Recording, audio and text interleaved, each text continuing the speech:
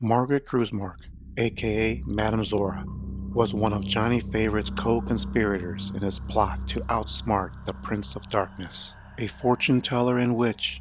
Margaret had her heart broken twice by the crooner she first fell in love with down in New Orleans. Private Detective Harry Angel tracks her whereabouts from Coney Island to Louisiana, collecting information about Margaret and her father, Ethan Krusemark. Making appearances in 2 scenes, alive speaking in 1, we decode the secrets behind Madame Krusemark.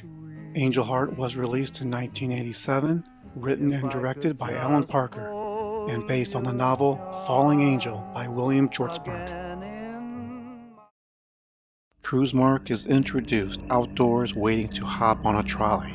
We get a glimpse of a mule-driven cart of ice. True, it's a nice period piece prop, and New Orleans is hot. But is this a foreshadow? It is not uncommon symbolizing death with ice. It is not the last time we see ice in the presence of a Krusemark. Are we given a hint about the cooling of food? Is there an association with this and Dr. Father's refrigerator? If you're not quite convinced, let's look at the chalkboard, listing eggs and ice cream. You'll find them in an icebox, and many varieties of eggs, dairy, and ice cream are colored white, the color of bones. Ice is also a symbol for a cold personality. The next person we see in frame after given a flash of ice is Madame Krusemark. Harry Angel hops on the trolley. He is fixated on Margaret and does not take his eyes off her. Angel then sits in the segregated section of the trolley. This gives several messages. Some are very clever. First, Angel Heart is a period piece film. We get a picture of life in the 1950s, including examples of social injustice. Is it authentic? Does it fulfill our expectation of life in the 50s, of a film produced in the late 80s? Sure, but it also takes us out of our comfort zone. We're not supposed to be comfortable. The audience is pulled into another surreal world. Rather than expecting to bring a period piece movie into the present, complete with contemporary expectations. It's also an example of dark humor. He's so infatuated with Margaret, he doesn't notice, or doesn't care. He's not implicitly following the cultural norms of the time. In some ways, he's mocking the sign, and does it better than attempts made today on very similar topics. However, I posit there is another, deeper meaning. There are many hints into the mind of Harry Angel and Johnny Favourite when it comes to race. Outside the Kingdom mission, he helps a woman with her hat. Favourite performed in a band named after Spider Simpson. There was Evangeline Proudfoot. And let's not forget Epiphany.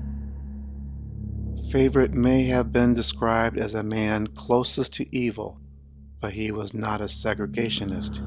He treated everyone the same. He hated them all equally. There is also the music. We hear the notes to Girl of My Dreams on piano.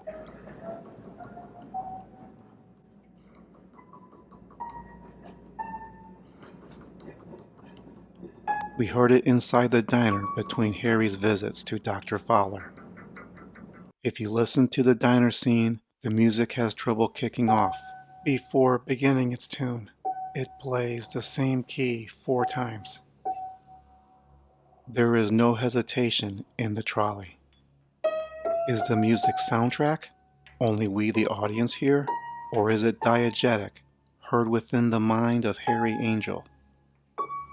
We see not Harry Angel falling in love with Margaret, but Johnny Favourite, and continues to look at Margaret as she walks away. The look on his face is somewhere between a psychotic stalker and a bashful schoolboy looking at his first crush. Angel arrives at Margaret's home. We get another camera frame of stairs. Like Father's residence, the staircase goes up out of sight. The camera is deliberately positioned downstairs to give an obtuse angle. When Margaret answers the door, we understand that Harry arrived early, unsure if his appointment was at 1 or 1:30.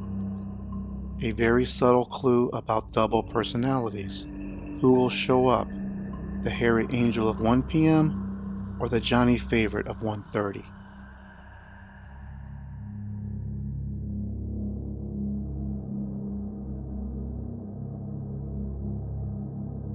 When Harry is let into the home, he takes a seat by the piano and picks up a sacrificial dagger that was lying behind his shoulder.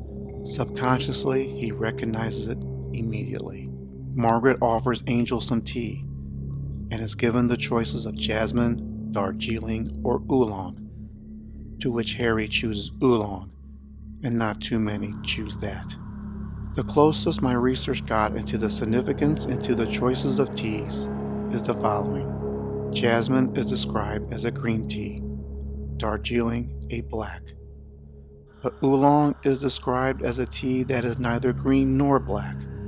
Was this an analogy of good and evil? Harry Angel chooses the ambiguous path, the gray in between. Margaret is almost impressed with his unusual palate. Angel, again, is distracted what's behind his right shoulder, taps the keys and plays a few bars of the Johnny Favorite tune. It comes too natural, too instinctive. Margaret's cold exterior shows a little warmth when she notices Harry's musical abilities, albeit very limited. She wonders if he sings. Margaret has a weakness for crooners, after all.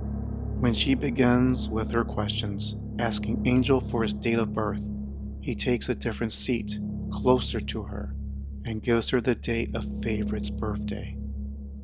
The fortune-telling session goes south, and it is Angel asking Margaret questions about Johnny. The great irony is Angel is lying to Margaret with the truth when it comes to the birthday.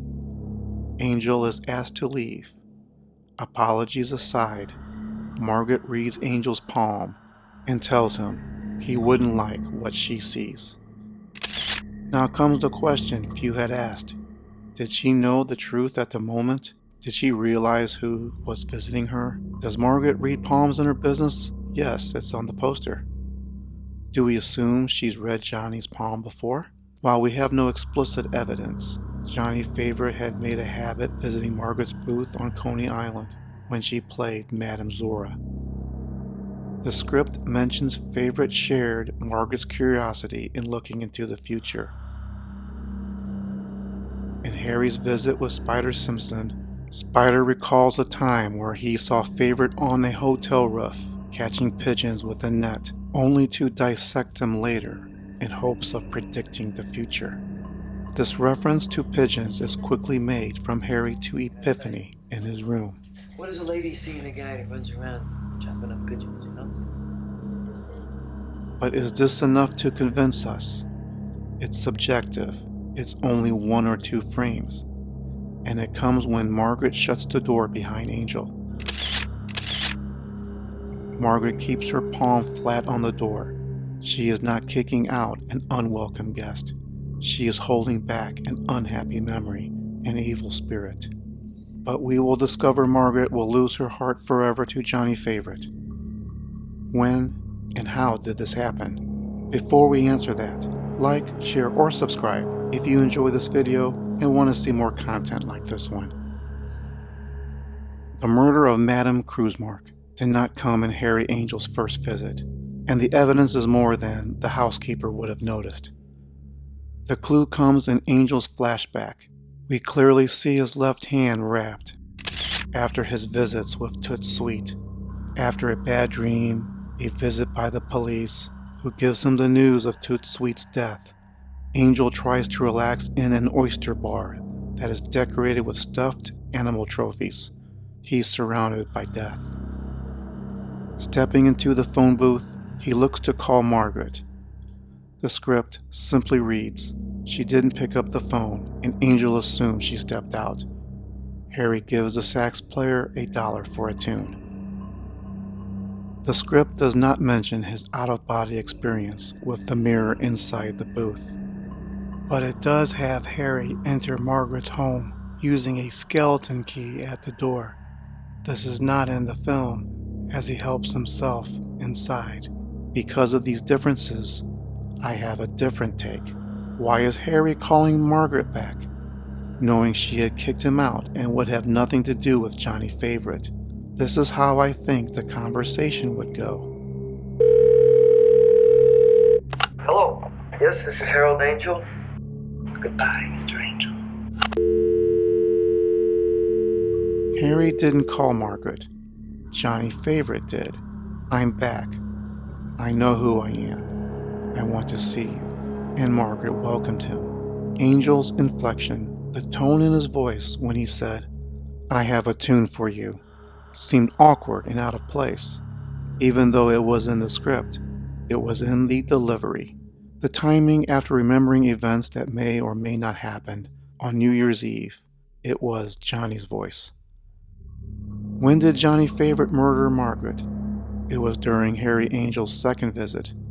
The film fools us into showing a linear timeline, when in fact was not. Two realities were intertwined, connected by a street performance.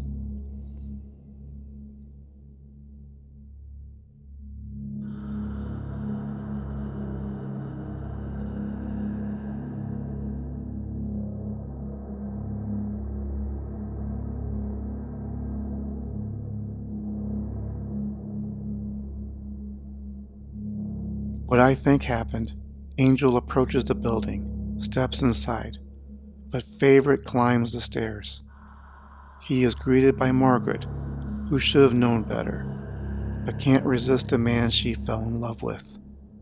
And no sooner as he sits down, reaches for the sacrificial dagger, and attacks Margaret.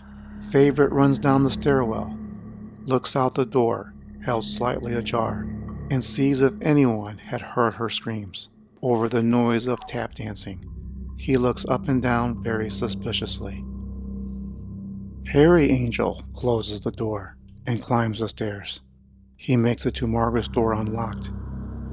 They are still dancing outside. He enters and finds her body and rummages through her curios and removes evidence of his appointment. The street performers finish their dance when Harry finds Margaret's heart. Harry would find solace in a neighborhood bar with a shot glass in hand. A single fan spins both clockwise and counterclockwise, depending if you look into its reflection or not.